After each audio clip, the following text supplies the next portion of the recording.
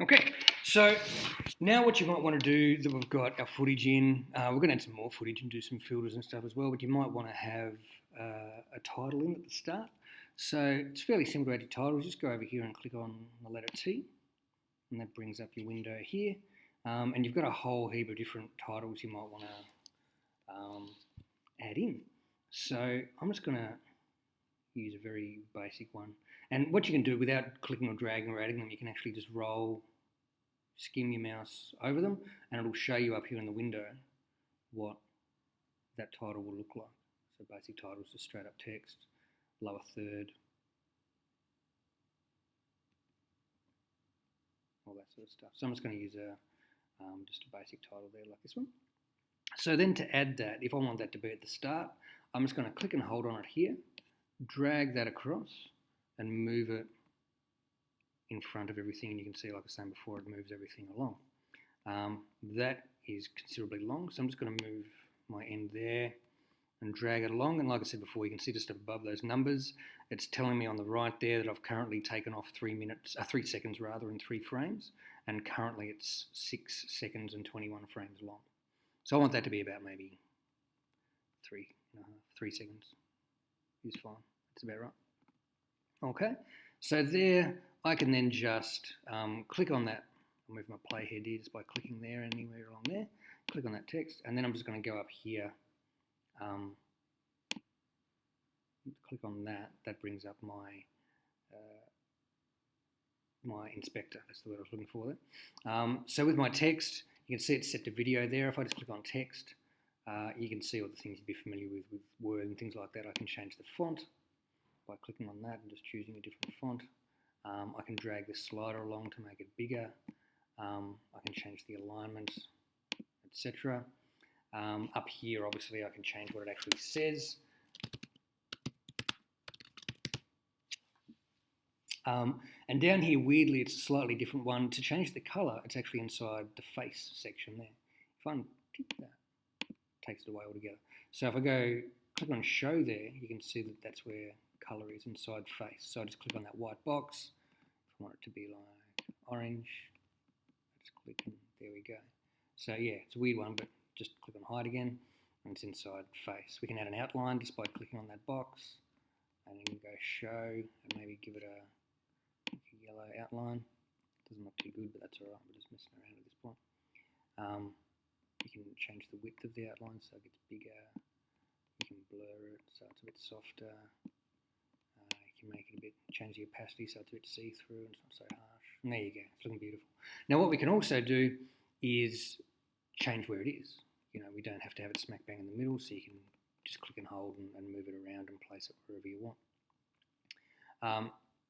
So I'm just going to put it down there, bottom left. So what we've got now, if I just move my play, I'm dragging my playhead along here, but what you can also do is, if you're on a laptop like I am, I'm just going to hold down function and press the left arrow, and that bounces it all the way back to the start. If you've got a bigger keyboard where you've got a home button, pressing the home key will do the same thing. And that can be handy when you're working on a really big project. You don't want to keep dragging to the start all the time. So press the home button or function left arrow will jump you right back. So let's press the space bar.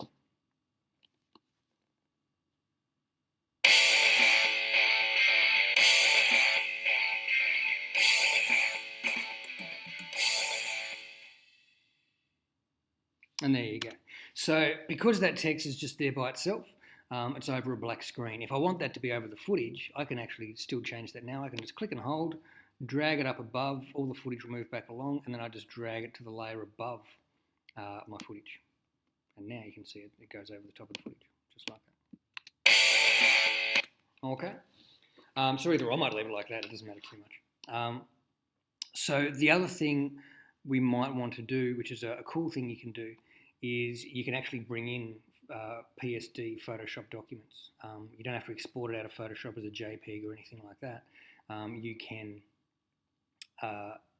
just save it as a PSD or Photoshop file and bring that in, and Final Cut will recognise all of the layers and everything. So I've got one here I'm going to play with, but if you see here, this is from a thing I was working on just recently. I did little, for a musical, little character thingies. So I'll just play this one. I'll just jump out for a minute and show you this.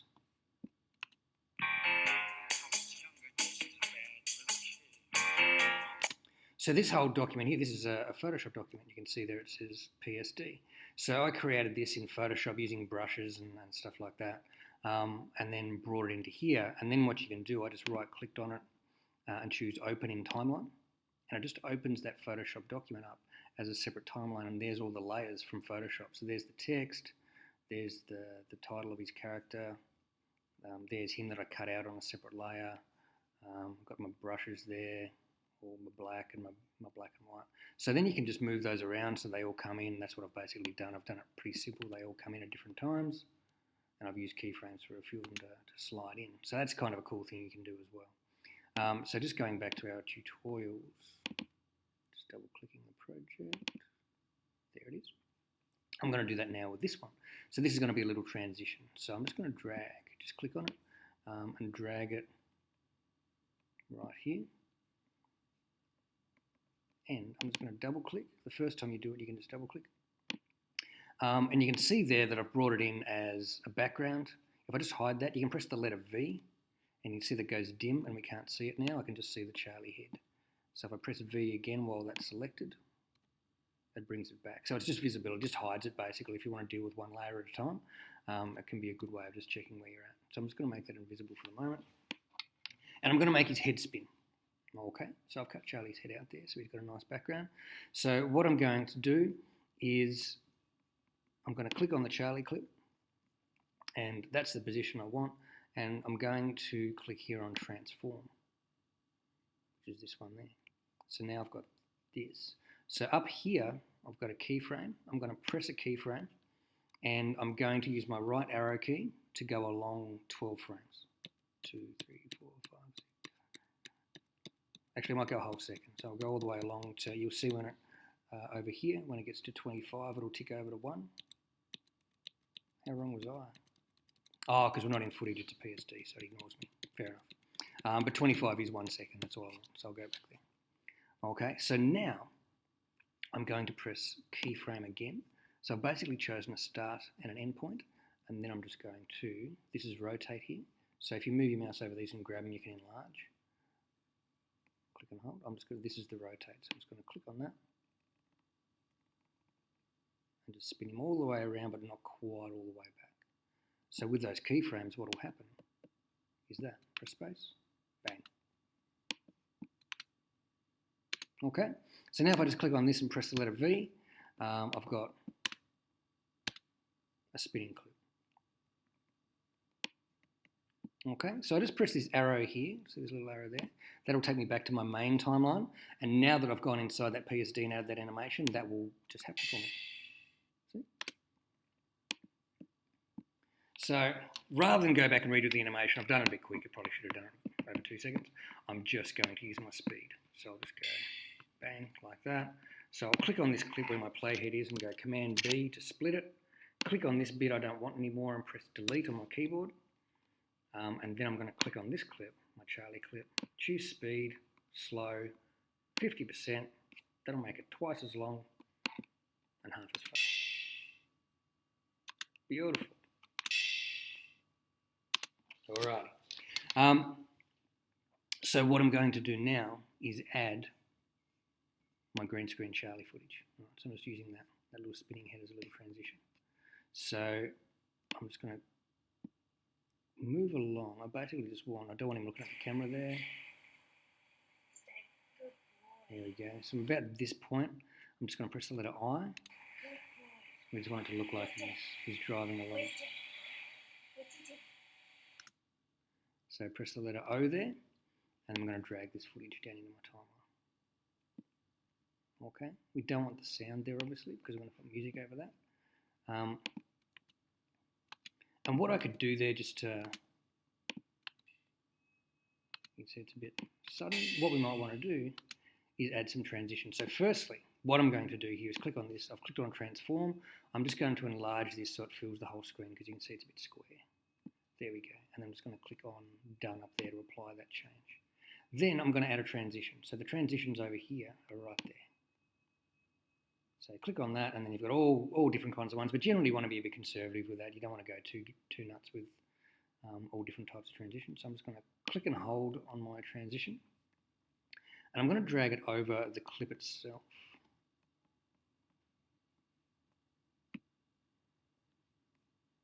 And I've got this error. There is not enough extra media beyond clip edges to create the transition. What that means is basically the way transitions work is it grabs a little bit off the end of the previous clip and a little bit off the start of the next one and then blends them together with the transition. So if you've got a clip that's right at the end of the clip or right at the start as part of your transition, you'll get this error because there's not enough for it to grab. So in this case, you can just go create transition anyway, but it won't look as good. Okay, so it still works, but it's not that great. I'm just going to reduce the size of that. I'm going to drag it in over the end of it as well. I'll most likely get the same error. Just going to try and make them roughly the same size of a transition, and then we'll get left with this. Perfect. That's what we want. So I've got two transitions there, across the solve, the start and the end. In we go. Nice. So what I might do also, I'll just go just for my little transition.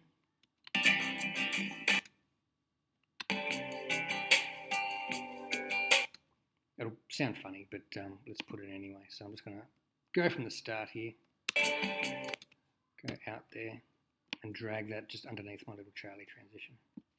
So let's see how that goes.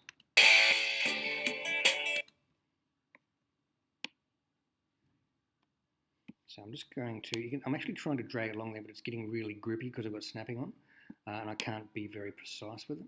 So I'm just going to go back up here and turn snapping off, and then just a little bit smoother. There we go. So that's all I want, just a little nice guitar for the transition there.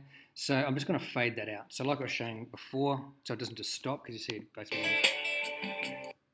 that's a little bit abrupt. So I'm just going to hold down Option, click on here, click there. I'm just going to drag that down, and then I might drag it along as well, so it takes a little bit longer. So then we'll be left with this. There we go. And then I'm going to drag in my other funky song once he's in the car and being a rock star. So I'll just drag, this one. And I'm going to click and hold and drag that down on another layer below. You can just keep adding layers, just drag it down and it'll apply it there. So then I'll be left with this. So it doesn't start quite where I want it to, so I just need to drag it back. Drag it up a smidge because it's a bit quiet.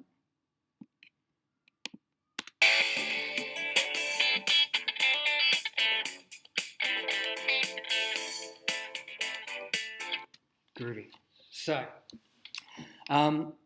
what we need to do now, obviously, is I've got Charlie with a green screen there. And we need to get rid of the green so we can have some footage behind it so it looks like he's driving. So that's very easy to do. We just click once on the clip that has the green screen footage. We go over here to our effects, which is this one here. Hold your mouse over and it says show or hide the effects browser. Click on that and you can see, as I've already prepared earlier, there's a keying section. When you take out green screen, it's called keying. The colours themselves are called chroma key green or chroma key blue. They're the two main backgrounds you use for this sort of stuff. So I'm just going to drag my keyer directly over my green screen footage, and you can see it takes care of a fair bit of it right away for us. That black there is now actually transparent. So what I can then do is just click on that arrow and I can mess around with the settings a little bit more. So I'm just going to click on sample color and just go down here. And you can see just by dragging around that, it just takes out a little bit of that stuff that wasn't quite there. But you can see you need to be careful with it because it does start to take out some of the other colours as well. So it's important when you're filming green screen that's really well lit. This isn't the best example of green screen because I didn't have enough lights at the time. So it's not really lit well enough to get a really good green screen effect. And you need to make sure nothing else is close to that colour that you're going to take out. If you have blue and someone's wearing blue jeans, for example, they could end up having transparent legs. So what we need to do now is to go up here and grab our background footage that we're going to place in behind it. And anywhere that it's black down here is transparent, we'll be able to see through it. And just as a side note, I filmed, that's how I made it. All I did was stick an old iPhone sticky tape it to the window of the passenger side of my car and drive around my neighbourhood. And when I wanted sort of rear footage, I just made this little foam wedge so the phone was sort of flatter rather than going angular. Otherwise, it would point at the sky because of the way the back window angles. So here's our footage.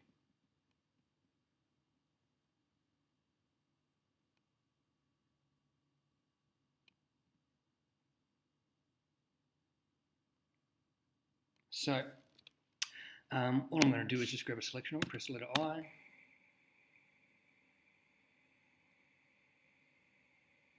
Press the letter O, and then I'm just going to drag it in, and it needs to be underneath. Okay.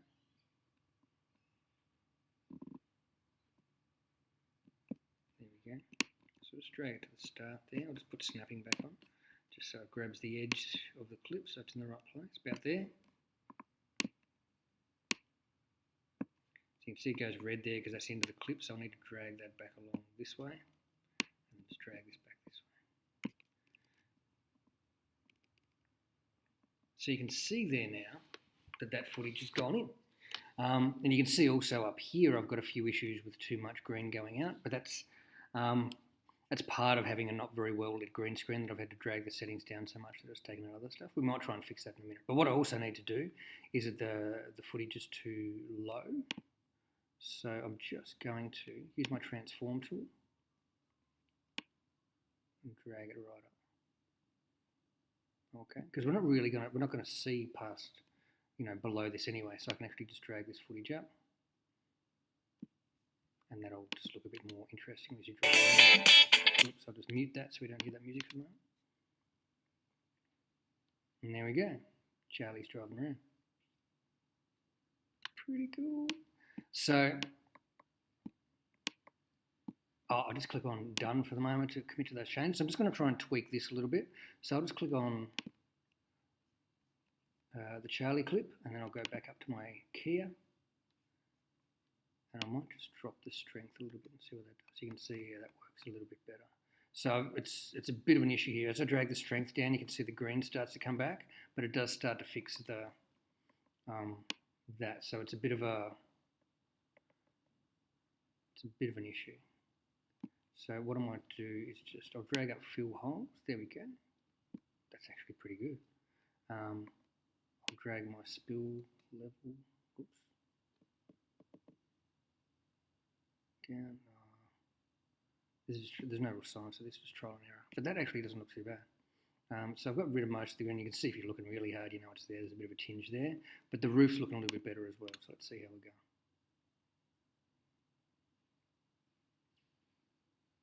That's looking pretty good. It's looking pretty good. So that's essentially how you do green screen. You can just mess around with the settings there and do all that sort of stuff until you get it just so. But the most important thing is that you light a green screen well. That'll make your job a lot easier. And see this orange line that's just ticking along over here? That's your rendering. That's gradually going to disappear. And rendering is when you add an effect or a transition or titles and stuff like that. What your computer actually does is create a whole new clip with all of that stuff added to it. That's how it does it. Really big budget films with big special effects and stuff have whole what are called render farms.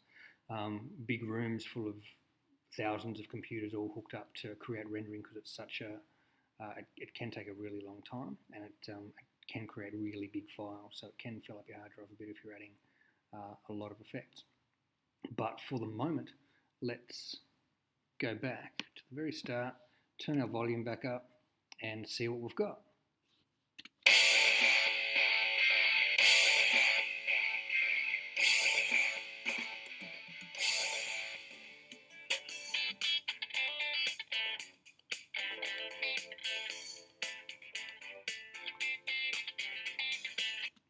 Pretty cool.